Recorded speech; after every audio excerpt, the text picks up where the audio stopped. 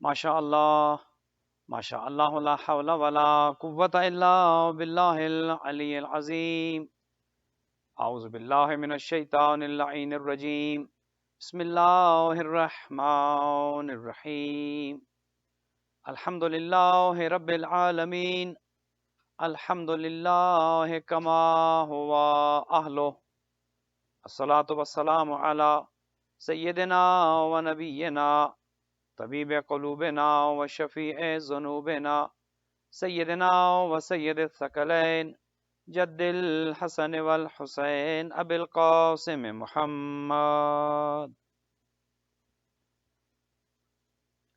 والصلاة والسلام علی اہل بیتہ طیبین الطاہرین المعصومین الغر المیامین المنتجبین المکرمین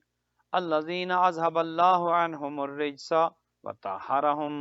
تطہیرا رحمت اللہ علی احبابہم و اصحابہم و شیعتہم و محبیہم اجمعین ولعنت اللہ علی اعدائہم و قاتلیہم و ظالمیہم من الآن الى قیام یوم الدین اما بعد فقد قال الرحمن فی کتاب الفرقان وقولہ الحق وهو اصدق الصادقین بسم اللہ الرحمن الرحیم یوم ندعو کل اناس بامامہم درود بھیجیے گا محمد والے۔ آغاز کلام میں خداوند متعال سے دعا ہے کہ محمد وآل محمد آپ تمام مومنین و مومنات سینٹ لوئس کی یہ کمیونٹی جو بھی اس مجلس کو آن لائن زوم پر یوٹیوب پر یا دیگر سوشل میڈیا پر جہاں جہاں دیکھا جا رہا ہے خداوند متعال دیکھنے سننے والوں کو اجر جزیل عطا فرمائے۔ اس کمیونٹی میں جو بیمار ہیں خدا شفاء کامل و عاجل عطا فرمائے، جو مقروض ہیں ان کے قرض ادا ہوں، جو تنگ دست ہیں رزق حلال عطا ہو۔ خداوند متعال اس کمیونٹی پر رحمتیں اور برکتیں نازل کرے اور زینبیہ کے ساتھ تعاون کرنے والے مومنین کے گھروں پر رحمتیں اور برکتیں نازل ہوں، سب کے مال و رزق میں وسعت عطا فرمائے۔ دنیا کی جس جس کونے میں فرش عذاب بچھی ہے اور اہل بیت علیہ الصلوۃ والسلام کا ذکر جاری و ساری ہے، خداوند متعال آزاداروں کو اور آزاداری کی حفاظت فرمائے۔ ہمارے زمانے کے امام حضرت مہدی دوران عجل اللہ تعالی فرجہ شریف کے ظہور میں تعجیل فرمائے۔ ہمیں اور ہماری اولادوں کو امام کے اعوان و انصار میں قرار دے۔ اپنی ان تمام دعاؤں کی قبولیت کے لیے بلند تر صلوات۔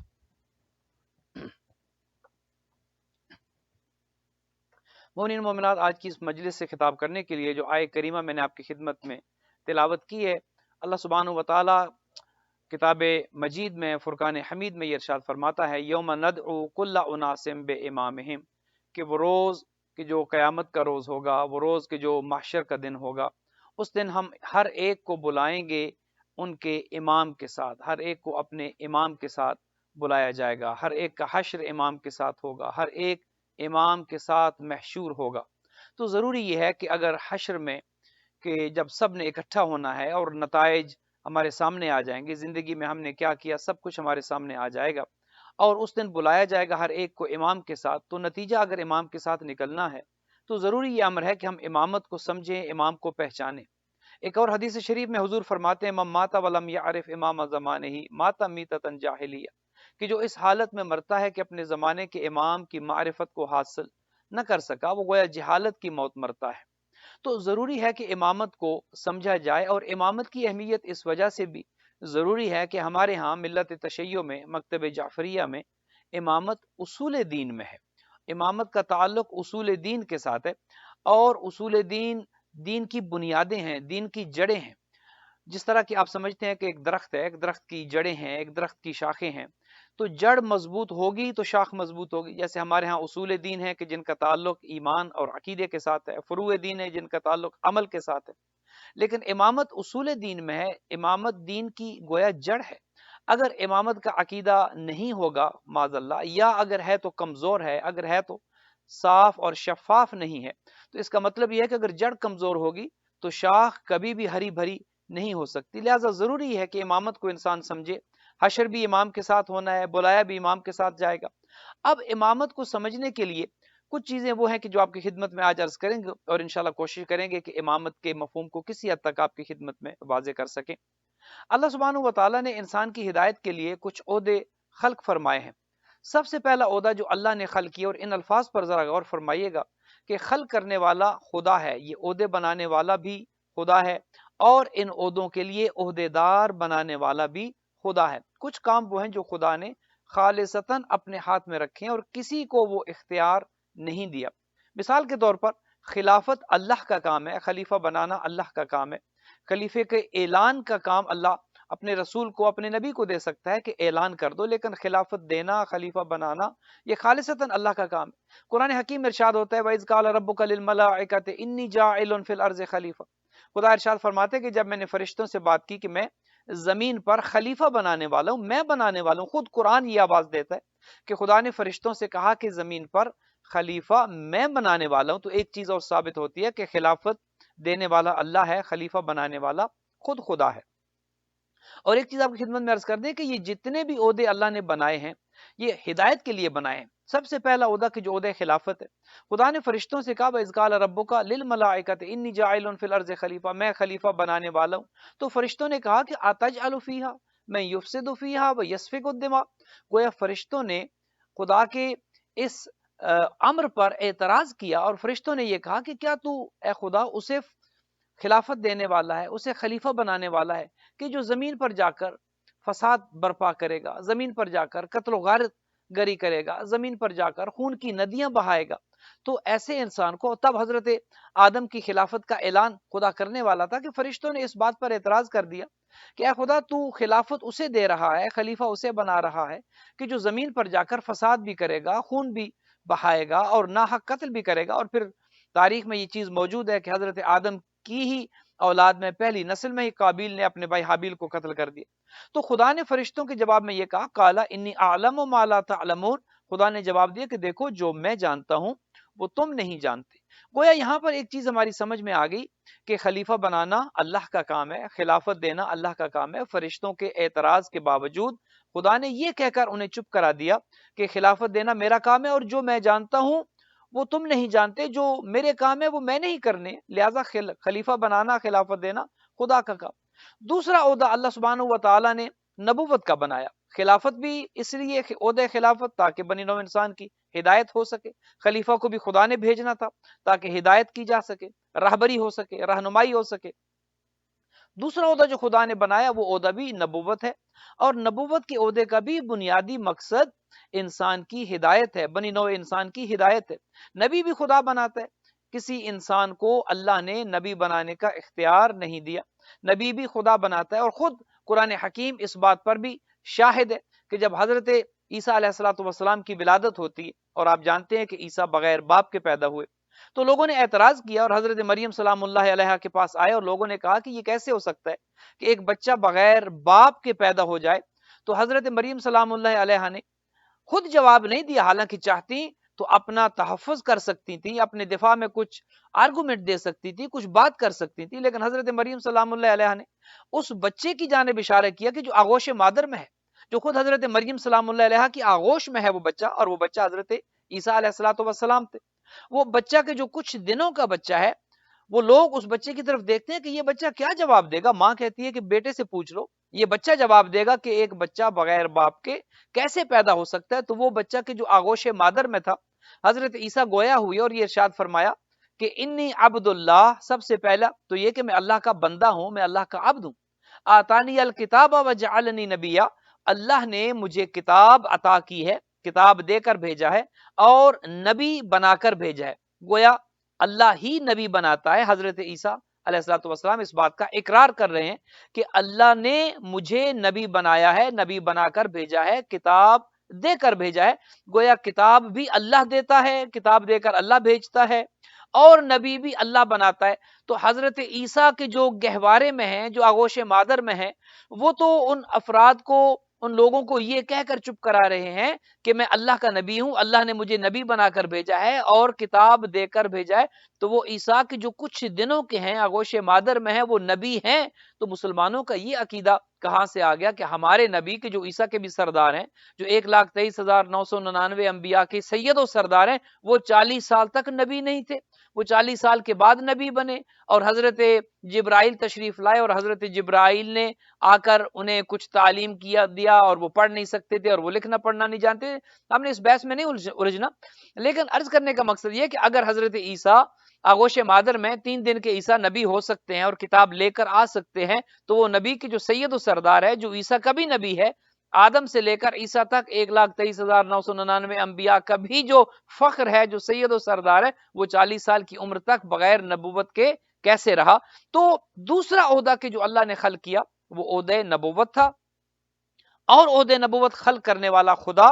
اور نبوت کے عہدے کے لیے عہدے دار بنانے والا بھی خدا۔ عہدہ نبوت بھی خدا نے خلق کیا، جیسے عہدہ خلافت خدا نے خلق کیا، خلیفہ بھی خدا نے بنایا، اور بنایا اس لیے تاکہ بنے نو انسان کی ہدایت ہو سکے۔ دوسرے نمبر پر عہدہ نبوت کا خالق بھی خدا ہے، اور عہدہ نبوت کے لیے نبی کو بھی نبی بنا کر بھیجنا یہ خدا ہی کی ذمہ داری ہے، اور خدا نے یہ کام کسی کو نہیں دیا، خلیفہ بنانے کا کام کسی کو نہیں دیا، کسی کو اس کام میں شریک نہیں کیا، نہ فرشتے اس کام میں شریک ہیں، نہ اپنے خاص بندوں کو اس کام میں شریک کیا، نہ سید الانبیاء کو اس کام میں شریک کیا، نہ کسی وسیع کو اس کام میں شریک کیا، نہ خدا کا کوئی مشیر ہے، نہ خدا کا کوئی وزیر ہے، کسی نے خدا کے اس کام میں کہ جو خلیفہ بنانے کا کام تھا، خدا نے کسی کو شریک نہیں کیا۔ وہ ویسے ہے ہی لا شریک، وہ کسی کا محتاج نہیں ہے، پوری کائنات خدا کی محتاج ہے، وہ کسی کا محتاج نہیں ہے۔ ہاں یہ بات الگ ہے کہ امور تکوینیہ میں اگر خداوند متعال نے کچھ خاص چیزیں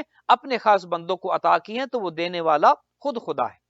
تو عرض یہ کر رہا تھا کہ عہدے خلافت بھی خدا بنانے والا ہے، خلیفہ بھی خدا نے بنایا۔ دوسرے نمبر پر عہدے نبوت بھی خدا نے بنایا، اور نبی بھی خدا نے بنایا۔ نبوت کے بعد تیسرا عہدہ جو بنی نوع انسان کی ہدایت کے لیے، رہبری اور رہنمائی کے لیے اللہ نے خلق کیا، وہ عہدہ رسالت ہے۔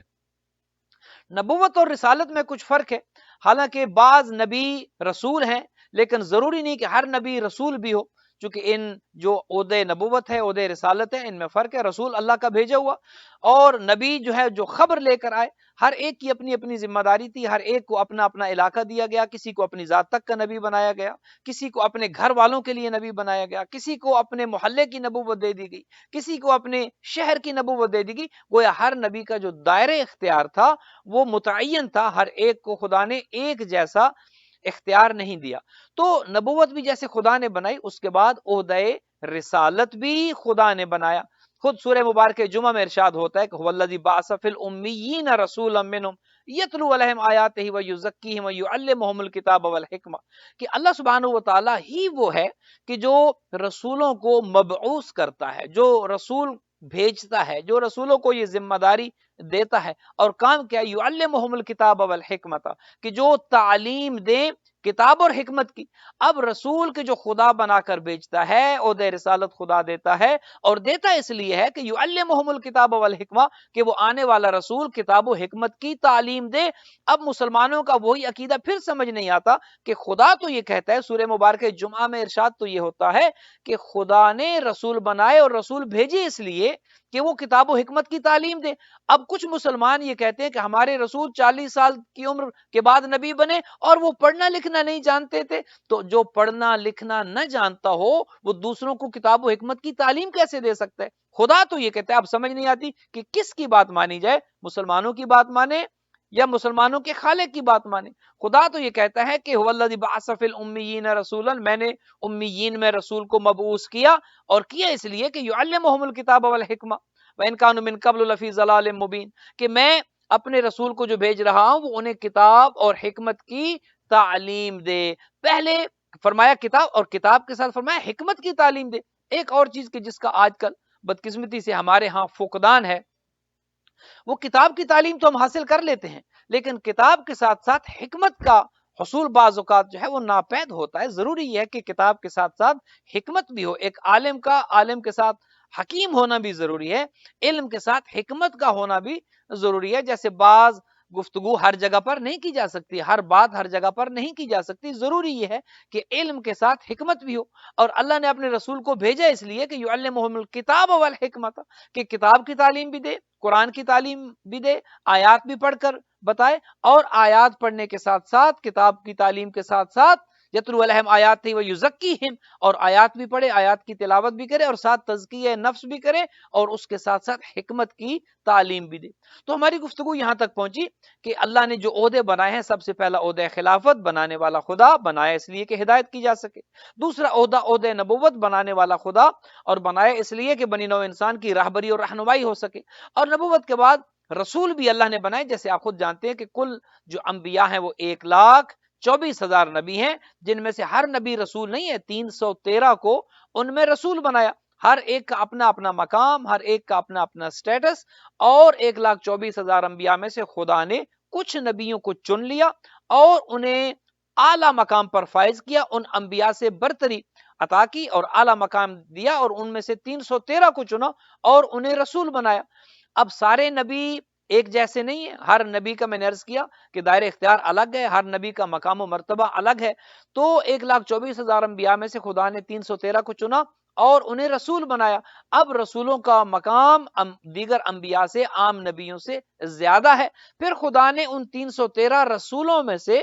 5 کو چنا اور انہیں اولو العزم بنایا۔ اب یہ جو 5 اولو العزم ہیں، ان کا مقام و مرتبہ ان 313 پر حاوی ہے، ان کو برتری حاصل ہے، ان کا مقام و مرتبہ ان 313 پر بھی اور دیگر انبیاء پر بھی ان کو فضیلت حاصل ہے۔ اور پھر ان 5 اولو العزم انبیاء میں سے خدا نے ایک کو سید الانبیاء بنایا، رحمت للعالمین بنایا، تمام انبیاء کا سردار بنایا، تمام نبیوں کا سردار، تمام رسولوں کا سردار، اولو العزم انبیاء کا بھی سردار، اور انہیں سید الانبیاء کا مقام و مرتبہ دیا۔ اب یہ بات پھر سمجھ نہیں آتی کہ مسلمان یہ کہتے ہیں کہ سب ایک جیسے ہیں، سب ایک جیسے نہیں ہیں، نبیوں میں بھی فرق ہے، رسولوں میں بھی فرق ہے، اولو العزم انبیاء میں سے بھی خدا نے سید الانبیاء کو مقام اور مرتبہ اور اعلیٰ مقام پر فائز کیا۔ تو سب ایک جیسے نہیں ہو سکتے، یہ ممکن نہیں ہے کہ ہر ایک کا مقام و مرتبہ ایک جیسا ہو۔ خدا نے ہر ایک کو اپنے اپنے درجے پر، اپنے اپنے مقام پر رکھا ہے۔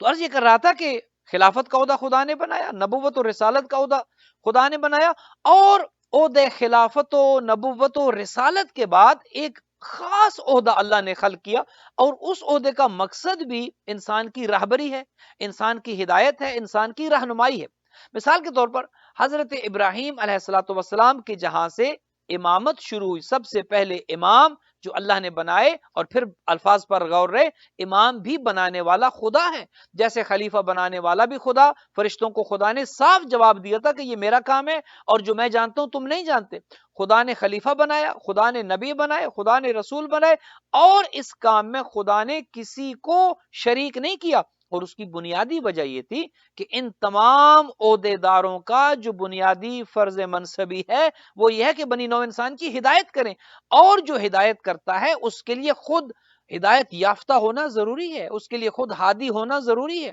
اس کے لیے خود پاک و پاکیزہ ہونا ضروری ہے۔ جو خود گناہوں میں غرق ہوگا وہ کسی دوسرے کی ہدایت کیا کرے گا، وہ کسی دوسرے کا تزکیہ نفس کیا کرے گا، وہ کسی دوسرے کی راہبری اور رہنمائی کیا کرے گا۔ یہی وجہ ہے کہ خدا نے یہ عہدہ کسی اور کو یہ ذمہ داری نہیں دی کہ خلیفہ تم بنا لو، خدا نے یہ ذمہ داری کسی کو نہیں دی کہ نبی اور رسول تم بنا لو، یہ سارے کام خدا نے خود کیے۔ اور سب سے پہلا امام جب بنایا گیا تو وہ امام بنانے والا بھی خود خدا ہے، کہ جیسے خلافت و نبوت و رسالت کے عہدے بھی خدا نے خلق کیے، اور خلیفہ نبی ہو یا رسول بنانے والا خدا ہے۔ حضرت ابراہیم پر جب بات پہنچی تو خدا نے امتحان لیا، ویسے تو امتحان ہر نبی کا لیا گیا، حضرت آدم کا بھی امتحان لیا، حضرت شیس کا بھی امتحان لیا، حضرت نوح کا بھی امتحان ہوا، دیگر انبیاء کے بھی امتحان ہوئے، اور امتحان کے بعد خدا نے یہ ذمہ داریاں انہیں دی۔ جیسے حضرت آدم وعلم آدم الاسماء، حضرت آدم کو اسماء تعلیم کیے گئے، فرشتوں سے پوچھا تو فرشتوں نے کہا قالوا لا علم لنا الا ما علمتنا۔ فرشتوں سے جب خدا نے پوچھا تھا کہ بتاؤ یہ نام کون سے ہیں، تو فرشتوں نے اپنی عاجزی کا اظہار کر دیا تھا، اور حضرت آدم اس امتحان میں کامیاب و کامران ٹھہرے تھے، اور اس امتحان کے بعد خدا نے عہدہ خلافت دیا۔ نبیوں کا بھی امتحان ہوتا ہے، رسولوں کا بھی امتحان ہوتا ہے۔ جب بات حضرت ابراہیم علیہ الصلوۃ والسلام تک پہنچی، اب یہاں پر خدا نے ایک نیا عہدہ تخلیق کرنا تھا، خدا نے ایک نئی ذمہ داری دینی تھی، اور اس عہدے کا نام عہدہ امامت تھا۔ لہٰذا اللہ نے حضرت ابراہیم علیہ الصلوۃ والسلام کا بھی امتحان لیا، اور دیگر جتنے بھی امتحان تھے ان سب امتحانوں پر حضرت ابراہیم علیہ السلام کا امتحان سخت تھا، چونکہ عہد امامت اتنا بڑا عہدہ تھا جس کے لیے امتحان بھی خدا نے سخت لیا۔ مثلا حضرت ابراہیم کے جو عبد ہیں، حضرت ابراہیم اپنے عبد ہونے پر فخر کرتے ہیں، عبد ہونے کے ساتھ ساتھ اللہ نے حضرت ابراہیم کو نبی بھی بنایا، حضرت ابراہیم اولو العزم میں بھی ہیں، حضرت ابراہیم کو خدا نے رسالت بھی عطا کی۔ یہ سارے عہدے دینے کے بعد خلیفہ بھی بنایا، نبی بنایا، رسول بنایا، اب عہدے امامت دینا تھا، اور حضرت ابراہیم سے مسلسل خدا امتحانات لیتا رہا، اور جب حضرت ابراہیم تمام امتحانوں میں کامیاب ہوئے تو آواز آئی وَإِذِ ابْتَلَىٰ إِبْرَاهِيمَ رَبُّهُ بِكَلِمَاتٍ فَأَتَمَّهُنَّ قَالَ إِنِّي جَاعِلُكَ لِلنَّاسِ إِمَامًا، کہ جب ہم نے ابراہیم کا امتحان لیا اور حضرت ابراہیم اس میں مکمل طور پر کامیاب و کامران ہوئے، 100% تمام امتحانات میں حضرت ابراہیم کامیاب ہوئے، ہم نے ابراہیم کو یہ انعام دیا، قَالَ انی جاعلک للناس اماما، اے ابراہیم آپ تمام امتحانات میں کامیاب ٹھہرے، اب آپ کا انعام یہ بنتا ہے کہ میں تجھے لوگوں کا امام بناتا ہوں۔ قال انی جاعلک للناس اماما، اے ابراہیم میں تجھے لوگوں کا امام بناتا ہوں۔ امامت یہاں سے شروع ہو رہی، جیسے شریعت حضرت نوح سے شروع ہوئی، سب سے پہلے صاحب شریعت نبی حضرت نوح ہیں، اسی طرح سب سے پہلے امام حضرت ابراہیم علیہ السلام ہے۔ تو حضرت ابراہیم کو جو امامت اللہ نے دی، وہ الفاظ پر توجہ فرمائیے گا، فرمایا انی جاعلک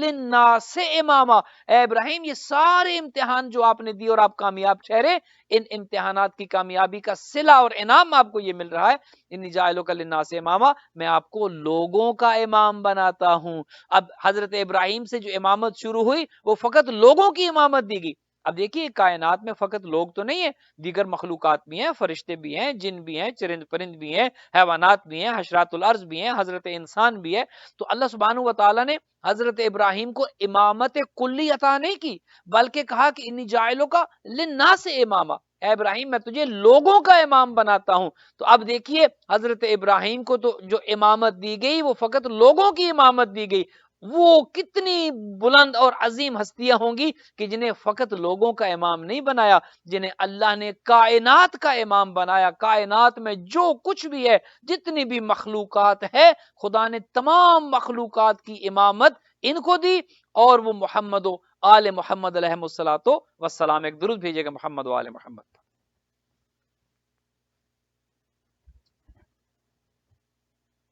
تو جب حضرت ابراہیم علیہ السلام تک بات پہنچی تو اللہ نے امامت دی، اور وہ امامت جو حضرت ابراہیم سے شروع ہوئی، حضرت ابراہیم کو جب یہ انعام ملا تو کہا قَالَ وَمِن ذُرِّيَّتِي، خدایا یہ کتنا اچھا عہدہ ہے، دیکھیے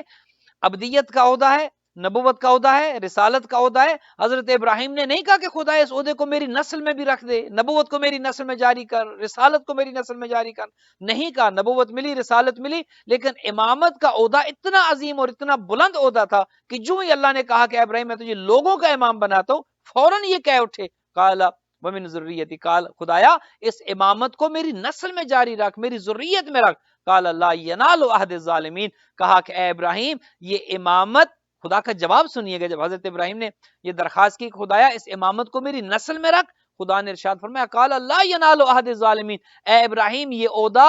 ظالمین کو نہیں پہنچے گا، یہ عہدہ ظالم تک نہیں پہنچے گا، گویا ظالم امام نہیں بن سکتا۔ خدا نے صاف، قرآن اس بات پر شاہد ہے، صاف ارشاد فرمایا کہ اے ابراہیم یہ عہد امامت کبھی کسی ظالم تک نہیں پہنچے گا۔ اب ظلم کیا ہے، ظالم کون ہے،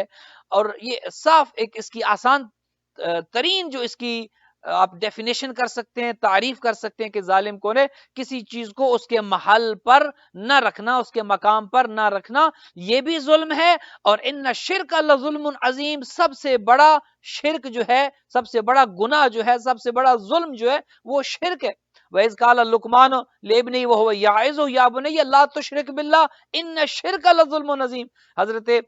لقمان جب اپنے بیٹے کو وعظ و نصیحت کر رہے تھے تو قرآن میں یہ بات موجود ہے کہ اپنے بیٹے سے کہا کہ بیٹا کبھی شرک نہ کرنا، کیوں؟ ان الشرک لظلم عظیم، شرک سب سے بڑا گناہ ہے، ہر گناہ بخشا جا سکتا ہے، شرک کبھی بخشا نہیں جائے گا۔ تو حضرت ابراہیم کو خدا نے جواب یہ دیا تھا جب انہوں نے کہا کہ خدا اس امامت کو میری نسل میں بھی رکھ، فرمایا لا ینال عہد الظالمین، اے ابراہیم یہ عہدہ ظالم کو نہیں پہنچے گا۔ تو گویا جو نا انصافی کرتا ہے وہ بھی ظالم ہے، جو ظلم و بربریت کرتا ہے وہ بھی ظالم ہے، جس نے زندگی میں کبھی شرک کیا ہو وہ بھی ظالم ہے۔ تو جس نے زندگی میں کبھی بھی شرک کیا ہو، مشرک رہا ہو، قرآن یہ کہتا ہے کہ یہ عہدہ امامت اس کو نہیں مل سکتا۔ اب آپ دیکھیے کہ امامت کا اہل کون ہے، امامت کا حقدار کون ہے، امامت کہاں جانی چاہیے، امامت کا عہدہ کنہیں ملنا چاہیے۔ چونکہ عہدہ ظالم تک تو قرآن یہ کہتا ہے کہ نہیں پہنچ سکتا، ظالم کبھی امام نہیں بن سکتا۔ تو جو 40 سال تک شرک پر رہے ہوں، جنہوں نے 40 سال جو ہے وہ شرک پر زندگی گزاری ہو اور اسلام لے کر آئے ہوں، قرآن یہ کہتا ہے کہ وہ سب کچھ ہو سکتے ہیں لیکن وہ امام نہیں ہو سکتے، چونکہ امام یہ امامت دینے والا خدا ہے، عہدہ امامت بنانے والا خدا ہے، اور یہ عہدہ ظالم کو پہنچنے والا نہیں ہے۔ اور امام کے لیے ضروری ہے کہ امام ایک پہلی بات تو یہ کہ جیسے خلیفہ اللہ کا بنایا ہوا، نبی اور رسول اللہ کے بنائے ہوئے، بالکل اسی طرح امام بھی اللہ کا بنایا ہوا ہونا چاہیے۔ امام لوگ نہیں بنا سکتے، امامت کا عہدہ لوگ نہیں دے سکتے، حتیٰ کہ اللہ نے یہ عہدہ بنانے کے لیے اپنے نبیوں کو اختیار نہیں دیا، حتیٰ کہ جو سید الانبیاء ہیں، جو تمام انبیاء کے سردار ہیں، یہ اختیار خدا نے انہیں بھی نہیں دیا کہ امام بنائے۔ ہاں یہ اختیار انہیں دیا کہ جو میں بناؤں آپ نے اس کا اعلان کرنا ہے۔ اسی لیے حضور نے یہ فرمایا انی تارکن فیکم الثقلین کتاب اللہ و عترتی اہل بیتی، میں تمہارے درمیان دو چیزیں چھوڑ کر جا رہا ہوں۔ حضور نے یہ نہیں کہا کہ میں بنا کر جا رہا ہوں، فرمایا میں چھوڑ کر جا رہا ہوں، وہ کتاب کے جو اللہ کی بھیجی ہوئی ہے، اور وہ عہدہ امامت کے جو اللہ کا بنایا ہوا ہے، اور وہ امامت کا اعلان کی جو غدیر میں ہو چکا ہے۔ میں یہ دونوں قرآن ناطق ہو یا قرآن صامت ہو تمہاری رہبری کے لیے چھوڑ کر جا رہا ہوں، میں بنا کر نہیں جا رہا۔ گویا اللہ نے یہ اختیار کسی کو نہیں دیا کہ امام بنائے، اپنے نبی کو بھی یہ اختیار نہیں دیا، نبی سے فقط اتنا کہا کہ جسے میں امام بنا چکا ہوں تم نے غدیر میں اس کا اعلان کرنا ہے۔ اور دیکھیے کتنا عظیم عہدہ ہے امامت کا کہ خداوند متعال جس انداز سے اپنے حبیب سے خطاب کرتا ہے، کبھی طٰہٰ کہتا ہے، کبھی یاسین کہتا ہے، کبھی یا ایھا المزمل کہہ کر پکارتا ہے، لیکن جب عہدہ امامت کا اعلان کروانا تھا تو نہ یاسین کہا، نہ طٰہٰ کہا، نہ مزمل کہا، نہ مدثر کہا، کیا کہا؟ یا ایھا الرسول، اے میرے رسول۔ اپنا منصب یاد دلایا، اپنا عہدہ یاد دلایا، یا ایھا الرسول بلغ ما انزل الیک من ربک، وہ کام کر دو، وہ عہدہ امامت کی جو میں امام بنا چکا ہوں، آپ کا کام اس امام کا اعلان کرنا ہے۔ بلغ ما انزل الیک من ربک، اعلان کر دو، تبلیغ کر دو اس عہدے کی، اور اگر نہ کیا فما بلغت رسالتہ، تو وَإِن لَمْ تَفْعَلْ فما بلغت رسالتہ، اگر آپ نے یہ اعلان نہ کیا آپ نے رسالت کا کوئی کام نہیں کیا۔ اب دیکھیے کہ یہ عہدہ امامت کتنا ضروری ہے کہ جس کے اعلان پر خدا اپنے حبیب سے یہ کہہ رہے کہ آپ نے اگر امامت کے عہدے کا اعلان نہ کیا تو گویا 23 سال کی محنت آپ کی ضائع ہو جائے گی۔ آپ نے جو 13 سال مکہ میں گزارے، 10 سال مدینہ میں آپ نے جو زحمات برداشت کی، آپ کی کوئی محنت قبول نہیں کی جائے گی اگر آپ نے اس عہدے امامت کا اعلان نہ کیا۔ اب سمجھیے کہ جتنے بھی یہ عہدے بنائے خدا نے، اور اس کے بعد امامت کے بعد جو ایک اور عہدہ دیا وہ عہدہ ولایت ہے، ولی بنایا ہے، اور پھر کہا کہ انما ولیکم اللہ ورسولہ، کہ میں بنانے والا ہوں ولی، میں خود تمہارا ولی ہوں، رسول تمہارا ولی ہے۔ والذین آمنوا الذین یقیمون الصلاۃ ویؤتون الزکاۃ وہم راکعون، اور پھر تمہارا وہ ولی جو حالت رکوع میں زکات دیتا ہے۔ تو یہ جتنے بھی عہدے ہیں، ایک بات ہماری سمجھ میں آتی ہے کہ یہ سب بنانے والا خدا ہے، اور خدا نے بنایا اس لیے ہے کہ یہ رہبری کریں، یہ رہنمائی کریں، اور جنہیں خدا نے خلیفہ بنایا ہو، نبی بنایا ہو، رسول بنایا ہو یا امام بنایا ہو، خدا نے جو بنیادی چیز انہیں دی ہے، بائی ڈیفالٹ جو انہیں چیز دی ہے وہ عصمت ہے، وہ عصمت و طہارت ہے۔ یہ ہو نہیں سکتا کہ خدا کسی کو رہبری کے لیے بھیجے، رہنمائی کے لیے بھیجے، اور وہ خود گناہ کرتا ہوا نظر آئے۔ کتنے بڑے بڑے بزرگ ہیں جو یہ کہتے نظر آتے ہیں کہ شیطان ہم پر بھی غلبہ پا لیتا ہے، اور جب تم دیکھو کہ شیطان ہم پر حاوی ہو گئے تو تم ہمارے پیچھے نہ چلنا، اپنی راہ متعین کر لینا۔ تو گویا ایک عام انسان میں اور خدا کے بنائے ہوئے ہادی میں، نبی رسول یا امام میں فرق یہ ہوتا ہے، اور بنیادی فرق یہ ہے کہ نبی ہو، رسول ہو یا امام ہو، اس کے لیے پہلی شرط عصمت ہے، اس کا معصوم ہونا ہے، اور معصوم بناتا خدا ہے، عصمت خدا دیتا ہے۔ اور عصمت جو ہے اس میں بھی ایک چیز آپ کی خدمت میں عرض کر دوں، ایک درود بھیجیے گا محمد وآل محمد علیہ الصلوۃ والسلام۔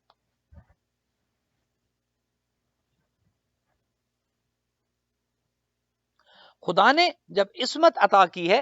تو بنیادی چیز جو عصمت میں ہے، ایک تو عصمت فرشتوں کی ہے، فرشتے بھی معصوم ہیں. ایک عصمت انبیاء کی ہے اور ائمہ طاہرین علیہ الصلوۃ والسلام کی ہے. دونوں میں فرق ہے. فرشتوں کو جو اللہ نے معصوم بنایا، فرشتے ایسے معصوم ہیں کہ جو گناہ کر نہیں سکتے، لیکن انبیاء و ائمہ وہ معصوم ہیں کہ جو فرشتوں کی طرح معصوم نہیں ہے. اگر فرشتوں کی عصمت کی بات کریں تو فرشتے کا کمال نہیں ہے. ایک آدمی اگر دیکھ نہ سکے اور وہ کہے کہ میں حرام نہیں دیکھتا تو یہ اس کا کمال نہیں، آنکھ ہی نہیں ہے. ایک آدمی جو بہرا ہو وہ کہے کہ میں گانے نہیں سنتا، بھئی آپ کا کمال نہیں، آپ سن نہیں سکتے، آپ سننا چاہیں بھی تو نہیں سن سکتے. تو یہ عصمت کی جو فرشتوں کی، اگر فرشتہ کوئی کہے کہ میں گناہ نہیں کرتا، نہیں، آپ کا کمال نہیں، آپ گناہ کر نہیں سکتے، آپ میں گناہ کی طاقت ہی نہیں ہے. لیکن وہ عصمت کی جو انبیاء کی عصمت ہے، جو رسولوں کی عصمت ہے، جو ائمہ اہل بیت کی عصمت ہے، اس میں فرق یہ ہے کہ اللہ نے فرشتوں کی طرح معصوم نہیں بنایا کہ گناہ کر نہ سکیں. اگر ایسا معصوم ہوتے تو پھر اس میں ان کا کمال نہیں تھا. پھر اگر کوئی یہ دعویٰ کرے کہ میں نے زندگی میں کبھی گناہ نہیں کیا تو کمال نہیں ہو سکتا، چونکہ آپ گناہ کر نہیں سکتے. لیکن اللہ نے جو انہیں عصمت دی ہے وہ عصمت فرشتوں سے جدا ہے، فرشتوں سے الگ ہے. یہ گناہ کر تو سکتے ہیں مگر کرتے نہیں ہیں، یہ ان کا کمال ہے. یہ چہاردہ معصومین ہو یا 1,24,000 انبیاء ہو، ان کی عصمت ایسی ہے کہ گناہ کرنے کی طاقت تو اللہ نے رکھی ہے، لیکن اللہ نے ان کو ایسی عصمت دی ہے، ایسی طہارت ان کو دی ہے. خود قرآن یہ کہتا ہے اہل بیت علیہ الصلوۃ والسلام کے لیے کہ انما یرید اللہ لیذھب عنکم الرجس اہل البیت ویطہرکم تطہیرا. میں نے تو تمہیں ایسی عصمت دی ہے، ایسا پاک اور پاکیزہ بنایا ہے کہ میں نے جتنا بھی رجس تھا وہ تم سے دور رکھا ہے. اے اہل بیت، ہر پلیدگی، ہر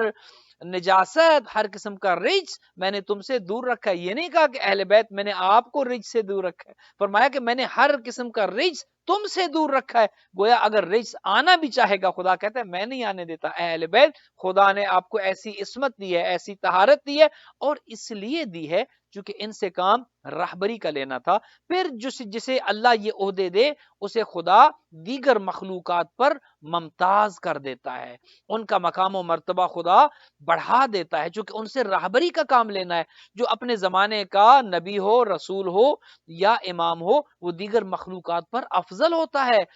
وہ جتنی بھی خصوصیات ہیں وہ اس کے پاس زیادہ ہوتی. مثال کے طور پر ایک امام کے لیے ضروری یہ ہے کہ وہ عالم ہو، اس کے پاس سب سے زیادہ علم ہو، اپنے زمانے میں اس سے بڑھ کر علم کوئی نہ رکھتا ہو. اب تاریخ آپ خود اٹھا کر دیکھ لیجئے، تاریخ میں کتنے ایسے مقامات ہیں کہ ایسے افراد کہ جو اہل بیت علیہ الصلوۃ والسلام کے دروازے پر بار بار آتے تھے، گو کہ اگر حکومت ان کے پاس تھی یا ظاہری اختیار اگر ان کے پاس تھا، لیکن علم کی اپنی پیاس بجھانے کے لیے اور اپنے ایسے سوالات کا جواب لینے کے لیے کہ جو ان کے پاس جواب نہیں تھا، وہ بار بار اہل بیت کے دروازے پر آتے ہیں اور آ کر یہ کہتے نظر آتے ہیں کہ اگر یہ نہ ہوتے تو ہم ہلاک ہو جاتے. کیا وجہ ہے؟ اس کی وجہ یہ ہے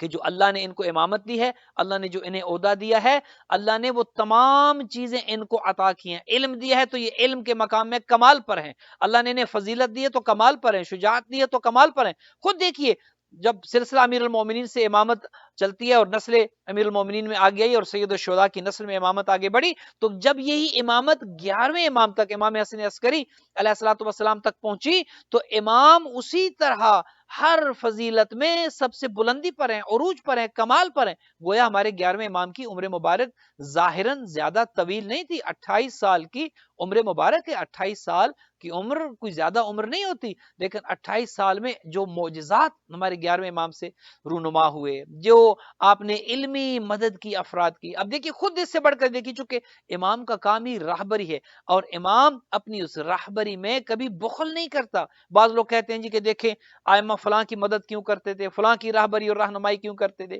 فلاں کا ساتھ کیوں دیا. بھئی امام کا مطلب ہی رہنمائی کرنے والا ہے. امام کو اللہ امام بنا کر اس لیے بھیجتا ہے کہ اس نے ہر ایک کی، وہ اپنا ہو یا پرایا ہو، وہ دوست ہو یا دشمن ہو، امام نے ہر ایک کو راہ دکھانی ہے. وہ اس کا اپنا کردار ہے، لیکن امام کبھی بخل نہیں کر سکتا کہ یہ میرا چاہنے والا ہے میں اس کی راہبری کروں اور یہ میرا دشمن ہے میں اس کی راہبری نہ کروں. امام نے ہر ایک کو راہ دکھانی ہے اور یہ امام کی ذمہ داری ہوتی ہے. اور خود دیکھیے ہر زمانے میں اگر دین کو بچایا ہے تو انہوں نے کہ جنہیں اللہ نے بنا کر بھیجا. جو بندوں کے بنائے ہوئے تھے وہ دولت کماتے رہے، وہ اپنے عہدے انجوائے کرتے رہے، وہ اپنی دنیا کماتے رہے، لیکن جو اللہ کے بنائے ہوئے تھے انہوں نے ہمیشہ دین کو مقدم رکھا ہے، انہوں نے ہمیشہ دین کو سامنے رکھا ہے. خود ہمارے 11ویں امام کے حالات اب آپ کی خدمت میں عرض کر رہا تھا کہ 28 سال کی عمر کوئی زیادہ عمر نہیں ہے، لیکن 28 سال میں جو کارنامے چونکہ اللہ کے بنائے ہوئے تھے، اللہ سبحانہ و تعالیٰ نے انہیں علم اللہ نے دیا، اور اسے کہتے ہیں علم لدنی، کہ جو خدا علم دے کر بھیجتا ہے،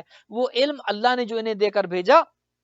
انہوں نے اس علم کے ذریعے رہنمائی کی۔ خود 11ویں امام کے زمانے میں اسحاق کندی نامی ایک شخص ہے کہ جس نے قرآن کے خلاف ایک کتاب لکھی، تناقض فی القرآن کو ثابت کرنے کی کوشش کی کہ قرآن مجید میں معاذ اللہ کانٹرڈکشن ہے، ایک آیت کچھ اور کہتی ہے، دوسری آیت کچھ اور کہتی ہے، پوری اس نے کتاب تیار کر دی، پورا مسودہ کتاب کا تیار ہو گیا۔ امام کو کہیں خبر ہوئی کہ میرے زمانے میں ایک ایسا شخص ہے کہ جو تناقض فی القرآن پر کتاب لکھ رہا ہے کہ قرآن میں کانٹرڈکشن ہے۔ اب دیکھیے یہاں پر امام کا کردار سامنے آتا ہے کہ امام چونکہ راہبری کرنے والے ہیں، راستہ دکھانے والے ہیں، دین بچانے والے ہیں، جیسے دین بنانے والا خدا ہے، دین پہنچانے والا نبی اور رسول ہے، اور دین کو بچانے والا امام ہے۔ دین کو بچانا امام کی ذمہ داری ہے، چونکہ امامت کے بعد خدا کوئی نیا عہدہ بنانے والا نہیں ہے۔ لہٰذا جب 11ویں امام کو یہ بات پتہ چلتی ہے کہ میرے زمانے میں کتاب ایک لکھی جا رہی ہے کہ جو قرآن کے کانٹرڈکشن کو، قرآن حکیم کے کانٹرڈکشن کو اسحاق کندی ثابت کرنا چاہتا ہے،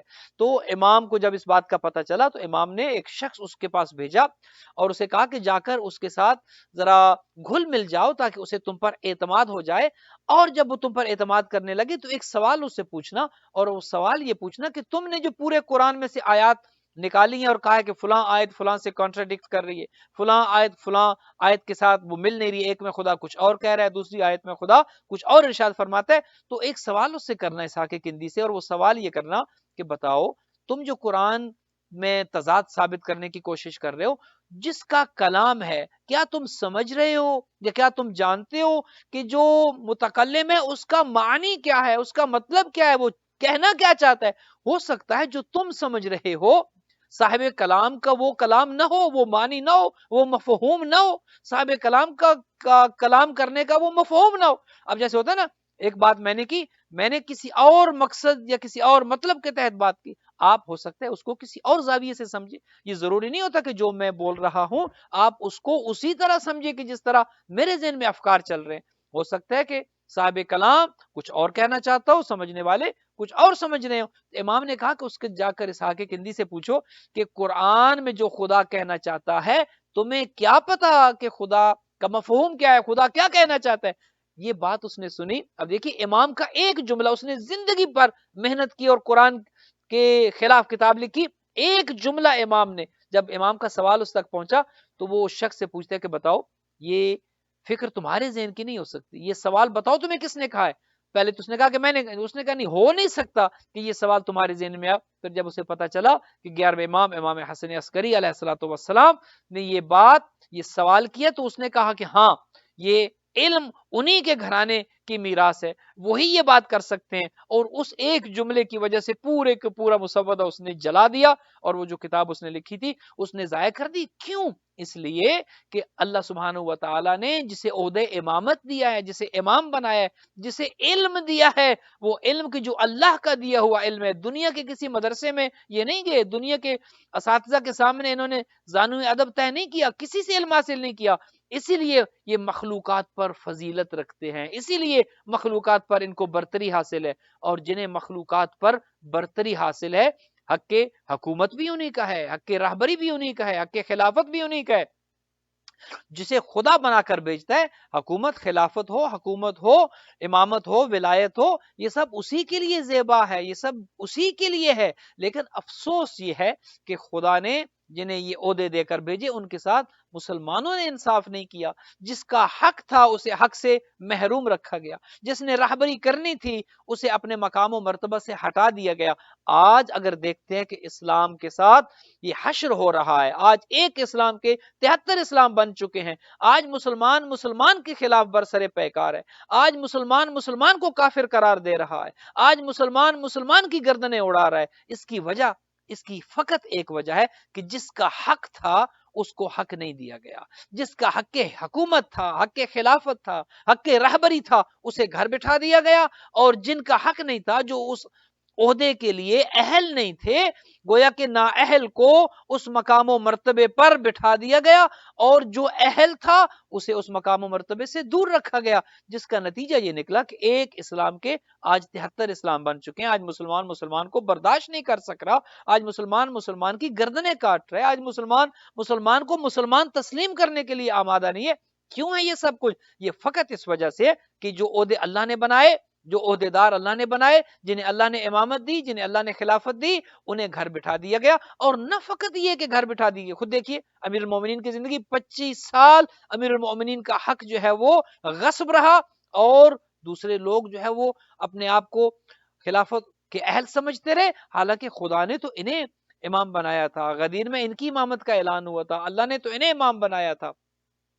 اگر امامت ان کے پاس ظاہری، ویسے تو امامت ان کے پاس تھی، لیکن امامت ویسے تو امام چاہے اس کے پاس ظاہری اختیار ہو یا نہ ہو، امام ہی ہوتا ہے، ہر زمانے میں امام ہوتا ہے، چاہے حکومت کسی اور کے پاس بھی ہو۔ لیکن افسوس یہ ہے کہ جنہیں ظاہری حکومت بھی کرنا چاہیے تھی، اور جو حکومت ہوتی پھر وہ عدل کی حکومت ہوتی، چونکہ امام عادل ہوتا ہے، امام ظالم نہیں ہوتا، ظالم کو تو یہ عہدہ پہنچتا نہیں ہے، خدا ظالم کو تو امام بناتا نہیں ہے۔ اگر ان عادل ائمہ کے پاس امامت ہوتی، ظاہراً خلافت ہوتی، ظاہراً حکومت ہوتی، ویسے تو امامت تو انہی کے پاس تھی، آج اسلام ایک اسلام ہوتا، آج اسلام کے ٹکڑے نہ ہو چکے ہوتے، آج مسلمان فخر سے سر بلند کر کے یہ کہتا کہ ہاں ہم مسلمان ہیں۔ لیکن افسوس یہ ہے کہ جنہیں ظاہری حکومت بھی کرنا چاہیے تھی، ہر زمانے میں انہیں ظلم کے ذریعے، تشدد کے ذریعے دور رکھا گیا۔ ہر امام کو، کسی کو تلوار سے شہید کیا گیا، کسی کو زہر دے دیا گیا، کسی کو 25 سال گھر بٹھایا گیا، اور کسی کو جو ہے وہ بے شمار قید خانوں میں رکھا گیا، کبھی ایک قید خانے میں، کبھی دوسرے قید خانے میں، کبھی نظر بند رکھا گیا۔ خود ہمارے 11ویں امام کی زندگی میں دیکھیے،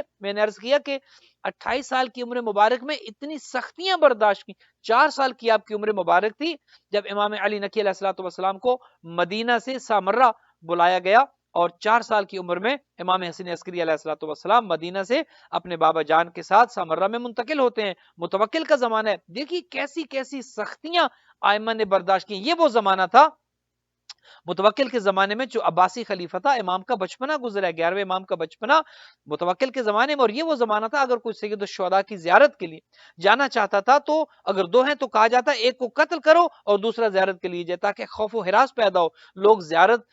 کرنے کے لیے آمادہ نہ ہو، زیارت کرنے کے لیے نہ جائیں۔ کبھی کہا جاتا ایک ہاتھ کاٹو اور تب زیارت کے لیے جائے۔ اس زمانے میں امام نے اپنا بچپنا گزارا، اس زمانے میں امام نے وہ حالات دیکھے، اور پھر امام علی نقی علیہ السلام کے ساتھ جو زیادتیاں ہوئیں وہاں پر خود سامرہ میں جا کر وہ، لیکن چونکہ حق حکومت ان کا تھا، حق اقتدار ان کے تھا، جب دشمن نے ان پر روب ڈالنے کی کوشش کی، خود ہمارے 11ویں امام کو جب حاکم نے اپنا لشکر دکھایا، 90,000 کا لشکر میدان میں لے گیا، اور خود امام کو جو عسکری کہتے ہیں، وہ جس جگہ پر امام رہتے تھے، چونکہ عسکر لشکر کو کہتے ہیں، لہٰذا حاکم کا بہت بڑا لشکر تھا، جس محلے میں امام رہتے تھے اس محلے کو بھی عسکر کے نام سے یاد کی جاتا تھا، گویا فوجی چھاونی تھی۔ تو حاکم نے اپنا لشکر دکھایا، 90,000 فوجی امام کے سامنے لے کر آئے، اور تاکہ امام پر اس کا روب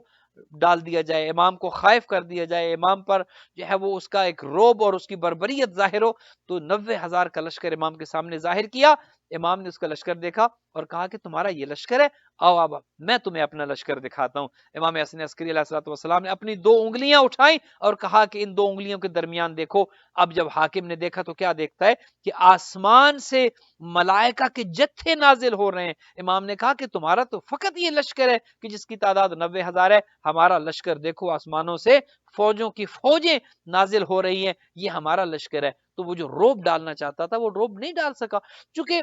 بے شک اختیار ظاہری ان کے پاس ہو، طاقت، دولت، میڈیا، جو بھی ان کے پاس ہو، لیکن جو اللہ کی دی ہوئی طاقت ہے، جو اللہ کی دی ہوئی قدرت ہے، جو اللہ کا دیا ہوا اختیار ہے، وہ ان کے پاس تھا۔ لیکن افسوس یہ ہے، کبھی ایک قید خانے میں، کبھی دوسرے قید خانے میں، بار بار فوج گھر بھیج دیتا، بار بار اپنے سپاہی گھر بھیج دیتا، امام کے گھر کی تلاشی لی جاتی، تاکہ امام کو ذہنی اذیت دی جا سکے، امام کو مینٹلی ٹارچر کیا جا سکے، بار بار امام کو پریشان کیا جاتا۔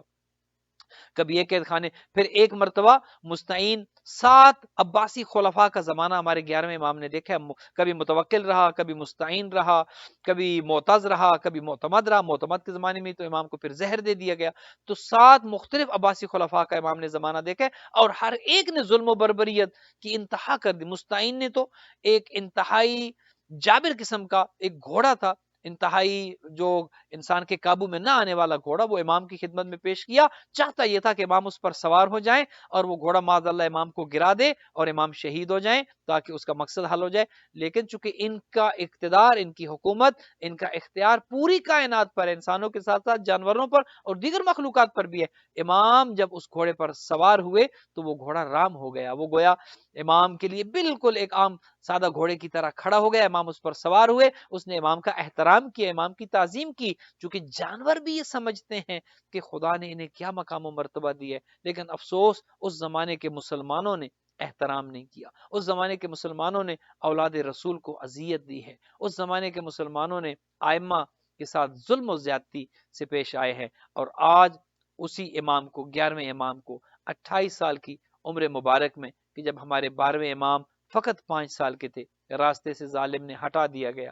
جیلسی تھی، حسد تھا، لوگوں کے دلوں میں ان کی محبت کیوں ہے، لوگ ان کے دروازے پر آتے کیوں ہیں، اللہ نے انہیں اختیار کیوں دیا ہے، اللہ نے انہیں عظمت کیوں دی ہے. یہ حسد ان کے دلوں میں اس حد تک تھا، بنو امیہ ہوں یا بنو عباس ہوں، ہر ظالم حکومت نے ائمہ کو راستے سے ہٹانے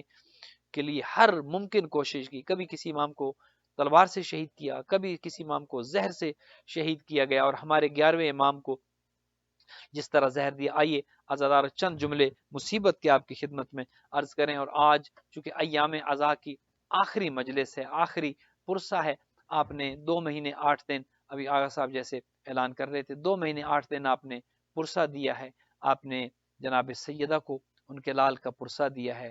شہدائے کربلا کا پرسہ دیا ہے، ان کی آل اولاد کا پرسہ دیا ہے. آج ایک پرسہ رہ گیا ہے، آج 11ویں امام کی شہادت ہے. آج وہ پرسہ دینا ہے جہاں پر ایک تو خاتون جنت کو ان کے لال کا پرسہ دینا ہے، وہیں پر ایک زمانے کا امام بھی ہے، ایک زمانے کا امام کی جو پردے غیبت میں ہے. آج ان کے والد بزرگوار اس دنیا سے جا رہے ہیں. 8 ربیع الاول کو 11ویں امام کی شہادت کا دن ہے، اور 11ویں امام کی شہادت میں جہاں امام زمانہ کربلا والوں کے غم میں سوگوار ہے، جہاں وہ علی و بطول کی بیٹیوں کے دکھ میں سوگوار ہیں، جہاں وہ غریب کربلا کا ماتم کر رہے ہیں، آج ایک جنازہ اہل بیت کے گھر سے اور اٹھ رہا ہے. جانتے ہو یہ جنازہ کس کا جنازہ تھا؟ عزادارو، یہ امام حسن عسکری کو جب زہر دیا گیا تو 5ویں ہمارے 12ویں امام کی عمر مبارک فقط 5 سال کی تھی. 5 سال کی عمر میں آج ہمارے زمانے کا امام کو یتیم ہو رہا ہے. میں نے روایت میں تو نہیں دیکھا، لیکن میرا دل یہ کہتا ہے کہ جب اپنے بابا کو زہر دیا گیا، روایت یہ کہتی ہے کہ امام کو 11ویں امام کو 5 ربیع الاول کو زہر دیا گیا اور 8 کو امام کی شہادت ہوئی. 3 دن میرا 11واں امام تڑپتا رہا. پتہ نہیں کس طرح جگر کے ٹکڑے کٹ کٹ کے باہر آئے ہوں گے، کس طرح اس زہر نے اثر کیا ہوگا. 12ویں امام کی جن کی عمر مبارک 5 سال کی ہے، اپنے بابا کے جسم سے لپٹ جاتے ہوں گے جب یہ سوچتے ہوں گے میں یتیم ہو رہا ہوں. جب ذہن میں یہ بات آتی ہوگی 5 سال کی عمر میں سائے پدری سر سے اٹھ رہا ہے، میں یتیم ہو رہا ہوں، اپنے بابا کے لاشے سے لپٹ جاتے ہوں گے. عزادارہ، مجھے اس موقع پر ایک اور یتیمہ یاد آ رہی ہے. یہ یتیمی کتنی سخت ہوتی ہے، یتیمی کا تصور کتنا سخت ہوتا ہے کہ جس طرح جب امام 12ویں امام کو یہ پتہ چلا میرے امام، میرے بابا کو، میرے سید السردار کو، میرے آقا کو زہر دے دیا گیا، 12ویں امام اپنے بابا کے جسم سے بار بار لپٹتے ہوں گے. جس طرح 4 سالہ سکینہ کو جب پتہ چلا میرا بابا جا رہا ہے، کوئی نہیں بچا، چچا عباس بھی مارے گئے، علی اکبر بھی مارے گئے، قاسم بھی شہید ہو گئے، اپنے بابا کے سواری کی ٹانگوں سے لپٹ جاتی ہے سکینہ اور کہتی ہے یا جواد ابی، او میرے بابا کے گھوڑے، میرے بابا کو میدان میں نہ لے کر جا، میں دیکھ رہی ہوں صبح سے جو جاتا ہے واپس نہیں آتا، یہ سائے پدری میرے سر سے اٹھ رہا ہے. عزادارو، یتیمی کا تصور اتنا سخت ہوتا ہے. امام حسن عسکری کو جب زہر دیا گیا اور 5 سال کی عمر مبارک میں میرا مولا میرا بارواں امام زمانے کے امام کو یتیم کر دیا گیا، لیکن عزادارو خدا آپ کو زیارت کے لیے لے جائے، آپ سامرہ جائیں، آپ زیارت کریں، وہ مقام آپ دیکھیں گے کہ جہاں پر امام حسن عسکری علیہ السلام کو دفن کیا گیا، خود امام کا گھر تھا، امام کا جنازہ اٹھا، شان و شوکت سے جنازہ اٹھا، سامرہ کی گلیوں میں جنازہ اٹھا، کافی لوگ تھے، مجھے غریب کربلا کا جنازہ یاد آتا ہے، میں کہوں گا امام حسن عسکری آپ کو زہر دیا گیا، مولا آپ کی مصیبت بہت ہے، مولا آپ کا صدمہ بہت ہے، زمانے کے امام کو 5 سال کی عمر میں یتیم کر دیا گیا، لیکن مولا آپ کا بیٹا تو ساتھ تھا، آپ کو غسل و کفن تو دیا گیا، آپ کی قبر تو بنائی گئی، آپ کا جنازہ تو آپ کے بیٹے نے پڑھایا، ہائے رے غریب کربلا کہ جب 10 محرم کو حسین ابن علی کو شہید کیا، اب بیٹا دیکھ رہا تھا، بہن 70 قدم پہ دیکھ رہی تھی، اور جب 11 محرم کو وہ بیٹا پاس سے گزارا گیا، حالت یہ تھی، اپنے بابا کے لاشے کو دیکھے سید سجاد تڑپ گئے، کیسے اپنے بابا کا لاشا کربلا کی گرم سے ریت پہ رہنے دیتے، لیکن سید سجاد کی مجبوری تھی، ہاتھ تھے تو ہتھکڑیاں تھی، پاؤں میں بیڑیاں تھی، یہ کہہ کر گزر گئے السلام علیکم یا ابا عبداللہ، بابا مجھے معاف کر دینا، سجاد آپ کو دفن نہ کر سکے، الا لعنت اللہ علی القوم الظالمین وسیعلم الذین ظلموا ای منقلب ینقلبون